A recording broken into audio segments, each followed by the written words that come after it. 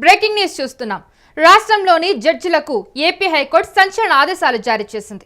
Social media పోస్టుల కేసుల్లో supreme నిర్దేశించిన సూత్రాలు పాటించడం లేదని చెప్పింది. ఈ మేరకు రాష్ట్రంలోని జడ్జిలందరికీ హైకోర్టు రిజిస్టర్ సర్క్యులర్ జారీ చేసింది. Arnesh Kumar versus state of Bihar తీర్పును అనుసరించాలని హైకోర్టు సూచించింది.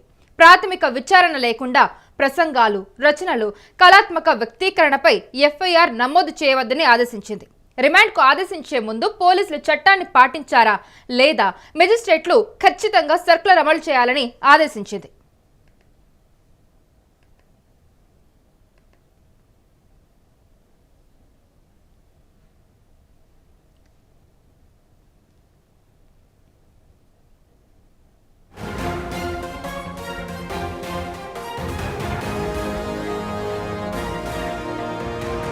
ప్రాథమిక విచారణకు ముందు సంబంధిత డీఎస్పీ నుంచి అనుమతి తీసుకోవాలని, 14 రోజుల్లో విచారణ ముగించాలని తీర్పులో పేర్కొంది.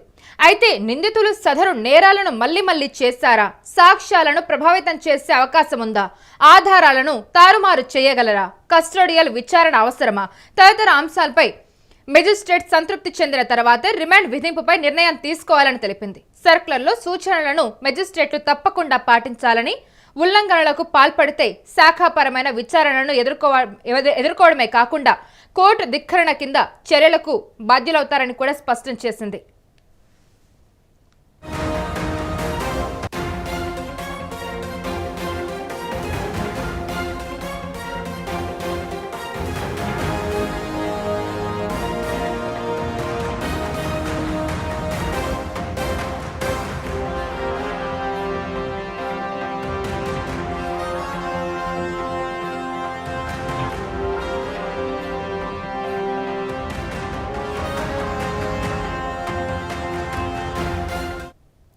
ఇప్పుడు హైకోర్టు సోషల్ మీడియా పోస్టుల కేసులో సంచలన ఆదేశాలు అయితే జారీ చేసింది. రాష్ట్రంలోని జడ్జిలకు ఏపీ హైకోర్టు ఇప్పుడు ఆదేశాలు జారీ చేసింది.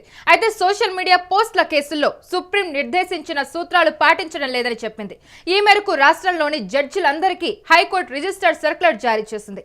Arnesh Kumar versus state of Bihar తీర్పును అనుసరించాలని హైకోర్టు సూచించింది. ప్రాథమిక విచారణ లేకుండా ప్రసంగాలు, రచనలు, కళాత్మక వ్యక్తీకరణపై ఎఫ్ఐఆర్ నమోదు చేయవద్దని ఆదేశించింది.